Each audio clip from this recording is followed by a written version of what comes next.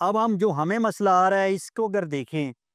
तो देखिए जब आबादी कम होती है या अगर आपकी जो दरियाओं के रास्ते हैं वो खुले होते हैं, तो फिर हो सकता है कि क्लाउड बर्स्ट जो पहले भी हो सकता है क्लाउड बर्स्ट होता हो लेकिन वो इतना उसके असरात ना होते हों। लेकिन अब इसके असरात इसलिए ज़्यादा हैं कि सबसे पहला देखें पहाड़ों पे या पहाड़ी ढलवानों पे जब क्लाउड बर्स्ट हो गया, बारिश हो गई, तो उसने उस ढलवान के ऊपर चलना है तो वहाँ पे अगर दरख्त होंगे, जंगलात होंगे, पौधे होंगे, झाड़ियाँ होंगी तो क्या होंगी कि उस पानी में कुदरती रुकावट बनेगी, पानी की फ्लो में। जिस तरह दरिया में आप देख रहे हैं पुल एक लगा होता है,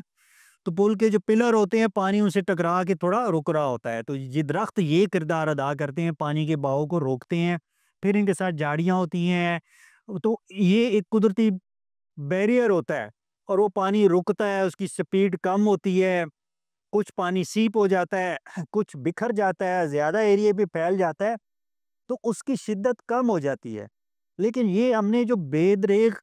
कटाई की हुई है जंगलात की, हमारे पास को 3% रकबे पे भी पाकिस्तान में जंगलात नहीं है और ये 8-10% रकबे पे कम से कम होने चाहिए, तब जाके हमारी इसमें बचत या फलाह होती है। तो एक तो सबसे बड़ा फैक्टर जो है इसमें जंगलात की कटाई है। आपने बहुत से फोटोज़, वीडियोज़ देखी ही होंगी कि इन पानियों के साथ बह के आने वाली जो लकड़ियाँ हैं, वो पानी ने नहीं काटी, दरख्त नहीं गिरे। दरख्त तो गिरते हैं तो वो जड़ों समेत गिरते हैं या दरमियान से तना टूटता है। ये बाकायदा आरे से कटे हुए हैं, कटर से कटे हुए दरख्त हैं, लॉग्स हैं जो इलीगल कटाई हुई है। दूसरा जो है वजह, वो वजह है कि जब ज़ाहिर है सब्ज़ा नहीं होगा, दरख्त झाड़ियाँ नहीं होंगी। दरख्त झाड़ियाँ ये क्या करती हैं, जिस तरह कंक्रीट में हम सरिया डालते हैं, इस वजह से डालते हैं कि वो सारी बजरी और इन चीज़ों को एक यकजां करके रखता है, सरिये का जो जाल होता है। जो दरख्तों की जड़ें होती हैं ये बहुत दूर-दूर तक ज़मीन में, मिट्टी में फैली हुई होती हैं, झाड़ियों की जो जड़ें होती हैं, तो ये एक वो उस तरह का जाल बनाया होता है इन्होंने मिट्टी के अंदर भी। तो जितना भी तेज़ पानी के रेले हों, ये मिट्टी के कटाव को रोकते हैं, ये पत्थरों के कटाव को रोकते हैं और मिट्टी और पत्थर को नीचे जाने से रोकते हैं। तो जब दरख्त ही नहीं होंगे, तो ज़्यादा स्पीड से पानी आएगा और पानी फैल के भी नहीं आएगा, तो उसने मिट्टी का कटाव भी करना है, उसने पत्थरों का कटाव भी करना है।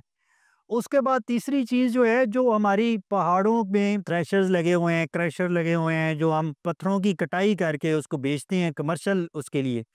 तो उसमें भी ये होता है कि जो पहाड़ का एक नेचुरल स्लोप है, कुदरती जहाँ पे पत्थर पड़े होते हैं सुकून से और नहीं हिलते, लेकिन जब इस तरह की कटाइयाँ होती हैं और फिर पानी बेशुमार आता है, तो वो पत्थर भी इसके साथ मिल के नीचे आना शुरू हो जाती हैं, जो कि कटाई ना होती तो वो पत्थर वहाँ पे ही पड़े होते। उसके बाद जब ये पानी नीचे आता है, किसी दरिया में आता है, जहाँ पे इसका रास्ता होता है कुदरती, इस पानी ने ज़ाहिर है पानी नीचे की तरफ जाता है, तो वहाँ पे हम लोगों ने घर बनाए हुए होते हैं, खेत बनाए हुए होते हैं, वहाँ पे हमने होटल्स बनाए हुए होते हैं, वहाँ पे हमने दरिया के रास्ते जो हैं वो बहुत तंग किए हुए होते हैं। फिर हमने दरिया में कचरा फेंका हुआ होता है, अपना पूरा जो सीवरेज के सिस्टम है वो उसके अंदर फेंके हुए होते हैं। जो लोग सैर व तफरीह के लिए जाते हैं, उन्होंने प्लास्टिक के शॉपर और रैपर्स और डायपर्स तक और पता नहीं क्या-क्या चीज़ें उसमें फेंकी हुई होती हैं।